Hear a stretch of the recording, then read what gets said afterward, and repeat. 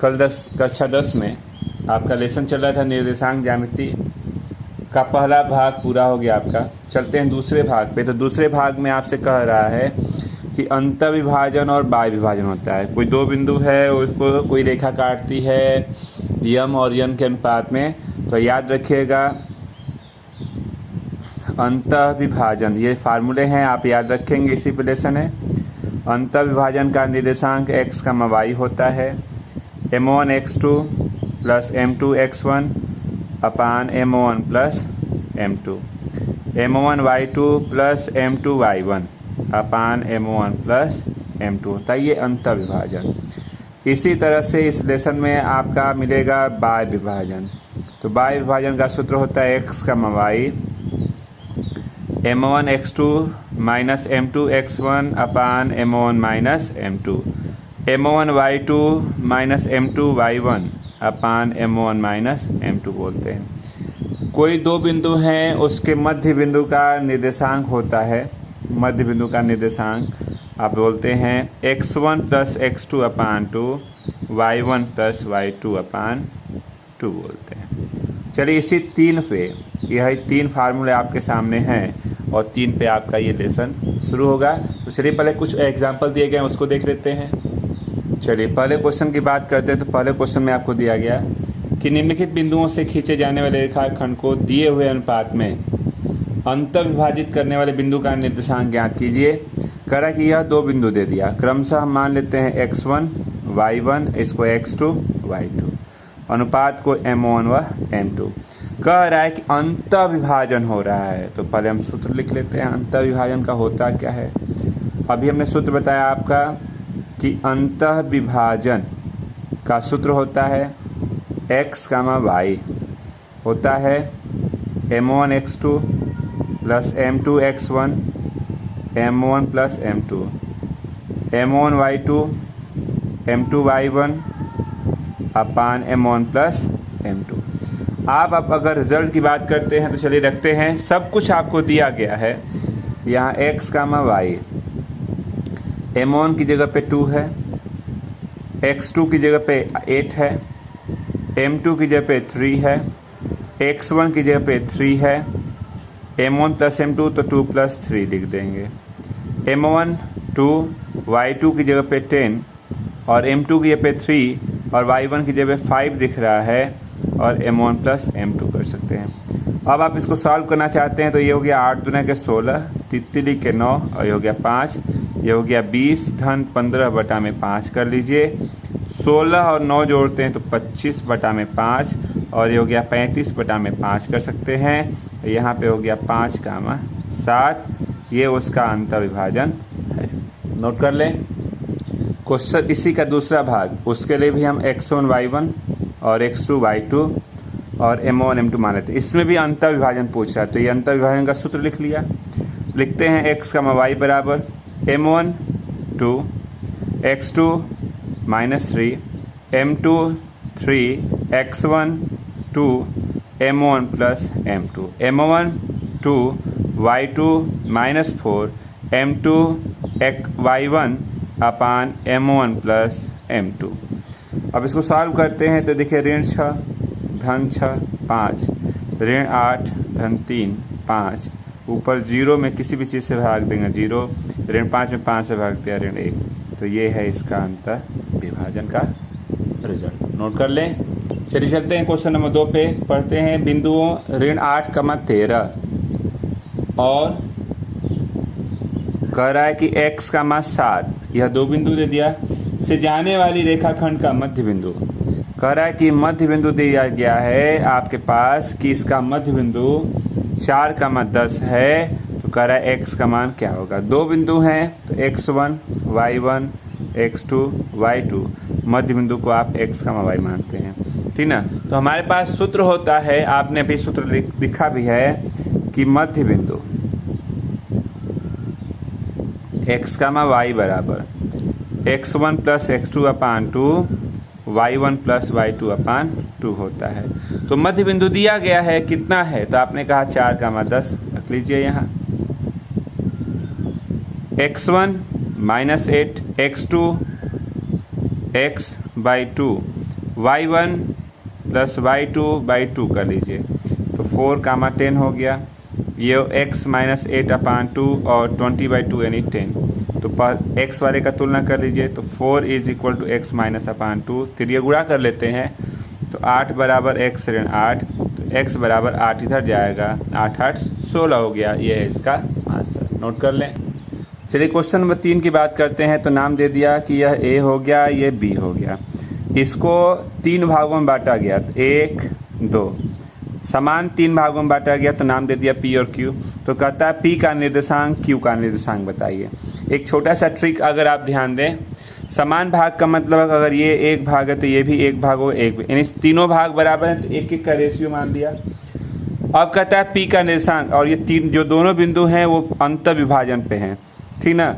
अगर हम P के लिए बात करते हैं तो अनुपात देख लीजिए, P का अनुपात जो हमारे पास है क्या है P, तो इसको भूल जाइए, तो 1 हो गया। यानी आपने M1 और M2 का अनुपात जो माना है 1 संबंध है, ये 2 भाग है इधर। अगर हम Q के लिए आएंगे तो Q के लिए हमारे पास अनुपात M1 संबंध है M2। आप Q को लेते हैं तो P को भूल जाइए, तो इधर 2 भाग हो गया, इधर 1 भाग, तो 2 संबंध है 1 हो जाएगा। चलिए चलते हैं हम P के लिए। P के लिए चलेंगे, P के लिए तो Q को भूल जाइए, तो ये तो सबके लिए x1 y1 x2 y2 रहेगा। ये तो सभी के लिए P और Q दोनों के लिए रहेगा। तो अंतर विभाजन P के लिए निकालते हैं, तो P के लिए x, y। अंतर विभाजन का सूत्र होता है, आपके पास सूत्र याद है कि अंतर विभाजन का सूत्र होता है क्या, तो आपने कहा m1 x2 plus m2 x1 upon m1 plus m2 m1 y2 m2 y1 और m1 प्लस m2 कर देते हैं। चलिए रखते हैं, P के लिए पहले निकाल लेते हैं। तो P के लिए निकालेंगे तो आपने कहा x, y।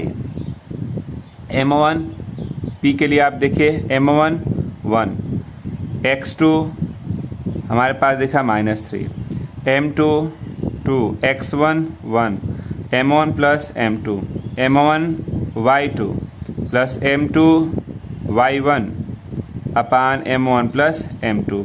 तो x, y अब हमको यहाँ दिख रहा है -3 प्लस 2/3 और 4 4/3, यानी हमारे पास जो इसका रिजल्ट आ रहा है x, y आप लिख सकते हैं -1/3 और 0। ये P के लिए आया। अब अगर इसी के लिए हम Q के लिए अगर चलें, ध्यान दीजिएगा, ये तो हमने P के लिए निकाला। Q के लिए अगर हम चलते हैं तो चलिए ध्यान देते हैं थोड़ा सा रिजल्ट में। रिजल्ट में अगर हम ध्यान दें तो सेम वही फार्मूला, Q भी तो अंतर विभाजन है, तो x, y m1 x2 m2 x1 upon m1 plus m2 और m1 y2 m2 y1 और m1 प्लस m2। चल आपने जब फार्मूला लिख लिया है तो चलिए Q को हम ध्यान से देख लेते हैं। अगर Q को देखते हैं तो आपने कहा x, y m1 Q के लिए 2 है, x2 ऋण 3 है, m1 m2 1 है और x1 हमारे पास 1 है और 2 plus 1, m1 y2 plus m2 y1 अपान m1 प्लस m2। अगर हम यहाँ x, y की बात करें तो -6 प्लस 1/3 और 8 - 2/3 कर लीजिए। तो x, y की वैल्यू आपको दिखी -5/3 बोल सकते हैं और 6/3 यानी 2 बोल सकते हैं। तो ये है इसका आंसर, नोट कर लें। चलिए क्वेश्चन नंबर 4 की बात करते हैं। तो 4 नंबर में दिया गया कि उस बिंदु के निर्देशांक ज्ञात कीजिए जो इन दो बिंदुओं को 2, -3 और -4, 6 को अंतर विभाजन 1 संबंधे 2 के अनुपात में बांटती है। यानी मान लें अगर हम डायग्राम को देखें तो डायग्राम में P है, P का निर्देशांक पूछ रहा है जो इन दोनों बिंदुओं को 1 संबंधे 2 के अनुपात में बांटती है। तो हम अपनी सुविधा के लिए x1 y1, इसको x2 y2, ये m1 m2 होगा। अंतर विभाजन का आपको याद होगा कि अंतर विभाजन में P के लिए अगर हम बात करें तो अंतर विभाजन में इसका सूत्र होता है x, y बराबर m1 x2 plus m2 x1 m1 plus m2। m1 y2 plus m2 y1 अपान m1 प्लस m2। चलिए x, y हमसे पूछ रहा है तो x, y को रहने देते हैं। चलिए इसके अगर हम आगे सॉल्व करते हैं तो हमारे पास m1 दिख रहा है, x2 भी दिख रहा है, m2 x1 upon m1 plus m2, m1 y2 m2 y1 m1 plus m2। यानी बात करते हैं तो -4 + 4/3 और 6 - 6/3, यानी ऊपर 0 है, 0 में किसी भी चीज़ से भाग देंगे तो उसका भागफल कितना आएगा? 0 आएगा। तो यह है आपका आंसर, नोट कर लें। चलिए क्वेश्चन नंबर 5 की बात करते हैं। तो यह 2 बिंदु दे दिया, इन दोनों बिंदुओं को कोई रेखा है जो y अक्ष के अनुपात y अक्ष पे किस बिंदु पे काटेगी, और वह बिंदु का निर्देशांक भी पूछ रहा है, ठीक ना। अगर हम y अक्ष की बात करते हैं, ध्यान दीजिएगा, y अक्ष की बात करेंगे तो y पे काट रहा है, x पे नहीं काटा है, तो 0, y बोल सकते हैं। यह तो बिंदु दिखा, हमने मान लिया कि यह जो बिंदु है जो हमारे पास था 0, y है। अनुपात की बात कहा तो हमने m1 m2 मान लिया, x1 है y1 है, या x2 है y2। चलिए अंतर्विभाजन है, तो अंतर्विभाजन का सूत्र होता है, अगर हम p के लिए आते हैं, तो हमारे पास formula x, y, m1 x2 m2 x1 upon m1 plus m2 m1 y2 m2 y1 और m1 प्लस m2 करेंगे। चलिए सब रिजल्ट आपके सामने दिख रहा है, चलिए रखते हैं। x, y की जगह पे हमारे पास 0, y हुआ, m1 वही रहेगा, x2 -1 m2 x1 upon m1 plus m2, m1 y2 m2 y1 और m1 प्लस m2 कर लेंगे। हमने एक छोटा सा रिजल्ट आप यहाँ एक बार सॉल्व कर लेते हैं इसको। -m1 5m2 m1 plus m2, -4m1 -6m2 और m1 प्लस m2 कर देते हैं। ये 0 है तो 0 को इससे तुलना कर लीजिए, -m1 5m2 m1 plus m2 0, तीरे गुणा करते हैं तो -m1 5m2 0, m1 बराबर 5m2 होगा।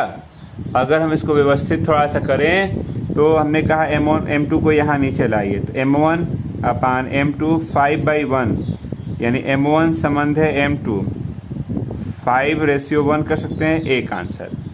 बिंदु भी पूछ रहा है तो हमारे पास दूसरा रिजल्ट है y बराबर -4 m1 6m2 और m1 प्लस m2।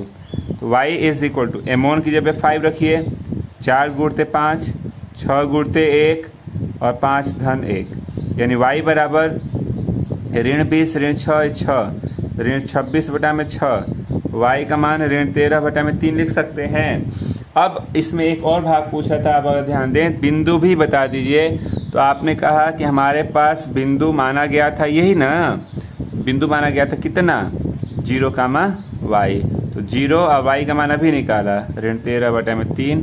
तो ये है हमारे पास बिंदु और ये है अनुपात, 2 ही चीज़ पूछ रहा था, नोट कर लें। क्वेश्चन नंबर 6 की बात करते हैं तो आपके सामने दिख रहा है, कह रहा है कि ऋण 4, यानी यह बिंदु इन दोनों बिंदुओं को मिलाने वाली रेखा को किस अनुपात में काटती है। अनुपात पूछा तो हमने मान लिया m1 और m2 के अनुपात में काट रही है। यह बिंदु है, अंतर्विभाजन दिख रहा है तो यह x y हो गया, x1 y1 हो गया और ये x2 y2 हो गया। अंतर्विभाजन का सूत्र अगर हम p के लिए लेते हैं तो p के लिए हमारे पास अंतर्विभाजन x, y, अंतर्विभाजन का सूत्र m1 x2 m2 x1 upon m1 plus m2, m1 y2 m2 y1 अपान m1 प्लस m2 बोलेंगे। चलिए इसे सूत्र पे अगर हम रखना चाहते हैं तो हमारे पास रिजल्ट x, y की जगह पे दिखा -4, 6, m1 वही रहेगा, m1 x2 3m2 x1 upon m1 plus m2, m1 y2 m2 y1 और m1 प्लस m2 कर लीजिए। -4, 6 की बात करते हैं, 3m1 6m2 m1 plus m2 -8m1 10m2 और m1 प्लस m2। अगर आपको रेशियो लेना है, रेशियो ज्ञात करना है, तो किसी एक भाग को या तो आप x को ले लें या तो y को ले लें। चलिए हम x को ही ले लेते हैं। तो ऋण 4 बराबर 3m1 हो गया, ये m2 हो गया, ये m1 प्लस m2 हो गया। इसके अपान कुछ नहीं तो तीरे गुणा करते हैं। ऋण 4m1 4m2 हो गया। अब अगर आप इसको हल करते हैं तो m2 को इधर ले आइए, तो ये प्लस में हो गया, यहाँ पहले से ही माइनस में है। ये हमारे पास इतना, ये इधर गया तो ये भी प्लस के साथ गया। आप इसको सॉल्व करते हैं तो ये हो गया 2m2 और ये हो गया 7m1। तो आपने कहा 7m1 is equal to 2m2 भी लिख सकते हैं, तो m1 अपान m2 2/7। तो m1 और m2 का जो अनुपात है, दो संबंध है, 7 का दिख रहा है। तो ये है आपका आंसर, नोट कर लें। चलिए चलते हैं क्वेश्चन नंबर 7 पे। इसी के कह रहा है कि ABCD यह एक चक्रीय चतुर्भुज के शीर्ष हैं, ठीक ना। तो चक्रीय चतुर्भुज के शीर्ष, ये समांतर चतुर्भुज के शीर्ष हैं। समांतर चतुर्भुज के चलिए एक चित्र बना देते हैं। कह रहा है कि वह इसी क्रम में है। ये एक समांतर चतुर्भुज हो गया, A 6,1, B 8,2, C 9,4 और D P 3 है। तो कहता है P का मान क्या होगा। तो एक छोटा सा रूल समझ दीजिएगा, हम इस विकर्ण को मिलाते हैं और उसके बाद इस विकर्ण को मिलाते हैं। इसका मान लेते हैं, इसका, दोनों जो समांतर चतुर्भुज की प्रॉपर्टी होती है आप याद रखिएगा। आपको याद रखना है क्या कि समांतर चतुर्भुज के विकर्ण एक दूसरे को मध्य बिंदु पर काटते हैं। ये हमको याद रखना पड़ेगा। मतलब इसका मध्य बिंदु और इसका मध्य बिंदु दोनों के दोनों मध्य बिंदु पर काटेंगे, यानी बराबर होंगे। अगर हम AC से लेते हैं तो हमारे पास एक चीज़ और, मध्य बिंदु का निर्देशांक का सूत्र आपके पास होता है कि मध्य बिंदु होता है x1 प्लस x2 अपान 2 और y1 प्लस y2 अपान 2 होता है। यही ना होता है। इसी सूत्र का हम AC पे यूज करेंगे, फिर BD पे यूज करेंगे। AC से लेंगे तो 6 प्लस 9/2 और 1 प्लस 4/2 ये मध्य बिंदु। इससे लेंगे तो यह P प्लस 8/2 और 3 प्लस 2/2, यानी इससे मध्य बिंदु और इसका मध्य दोनों के दोनों बराबर हैं। तो ये हो गया 15/2 और ये हो गया 5/2 और यहाँ हो गया P धन 8/2 और 5/2। बस तुलना कर लीजिए। यहाँ आप अगर तुलना करते हैं तो तुलना में क्या करेंगे, तो आपने कहा कि इसको इसके इक्वल ले लीजिए। अगर इसको इसके इक्वल लेते हैं तो आपके पास रिजल्ट है 15/2 और P धन 8/2 कट गया। तो P बराबर आप लिखेंगे 15 ऋण 8, यानी P का मान कितना हो गया, ये हो गया आपके पास कितना 2 7, यानी P का मान कितना है आपके पास 7 है। यही पूछ रहा था, नोट कर ले। क्वेश्चन नंबर चलते हैं 8 पे। कह रहा है कि कोई अक्ष आपके पास हो गया, ध्यान दीजिएगा, कोई अक्ष हो गया। एक रेखा y अक्ष और x अक्ष को क्रमशः P और Q पे काटती है। y अक्ष को P पे और x अक्ष को Q पे काटती है। यदि इसका मध्य बिंदु, ये मध्य बिंदु है 2,5, तो P और Q के निर्देशांक, Q x अक्ष पे है तो x, 0 हो सकता है, ये y अक्ष पे है तो 0, y हो सकता है। ये हमने सूत्र बताया आपको कि मध्य बिंदु का सूत्र होता है, याद रख लीजिएगा कि मध्य बिंदु का सूत्र होता है x, y बराबर x1 प्लस x2 अपान 2 y1 प्लस y2 अपान 2 होता है। तो ये मध्य बिंदु है, यानी यहाँ आ गया। चलिए रखते हैं इसके रिजल्ट को सॉल्व करने के लिए। तो हो गया 2,5 x1 प्लस x2 अपान 2 y1 प्लस y2 अपान 2। तो ये हो गया 2,5 और यहाँ हो गया x/2 y/2। ये हो गया 2 बराबर x/2, तो x बराबर 4 और ऋण 5 बराबर y/2, तो y बराबर ऋण 10। तो P का निर्देशांक x y का 0 कमा y, तो 0 कमा y हो गया। Q का निर्देशांक x कमा 0, तो 4 कमा 0 हो गया। यही पूछ रहा था कि P और Q का निर्देशांक क्या होंगे। नोट देखिए, क्वेश्चन नंबर दे दिया 9 नंबर, P और Q दे दिया, इसको कोई यह बिंदु है। पहला चीज़ पूछा कि किस अनुपात में, तो M1 और M2 के अनुपात में मान लेते हैं, और y का मान भी बताइए। तो चलिए, ये अंतःविभाजन का सूत्र दिख रहा है। अगर डायग्राम को आप देखते हैं तो डायग्राम में आपका अंतःविभाजन है और आपके पास सूत्र होता है अंतःविभाजन का। लिखते थे x का y M1 x2 M2 x1 और M1 plus M2, M1 y2 M2 y1 अपान M1 प्लस M2 कर देते हैं। तो ये हमारे पास x y जो बिंदु दिया गया है वो है, यानी कि x y का मान यहाँ दिख रहा है। तो 24/11 कामा y, ये आपके पास x1 y1 x2 y2 M1 M2 दिख रहा है। चलिए मान लेते हैं M1 की जगह पे M1 x2 plus M2 x1 upon M1 plus M2, M1 y2 M2 y1 और M1 प्लस M2 कर लीजिए। तो 24/11 ये y हो गया।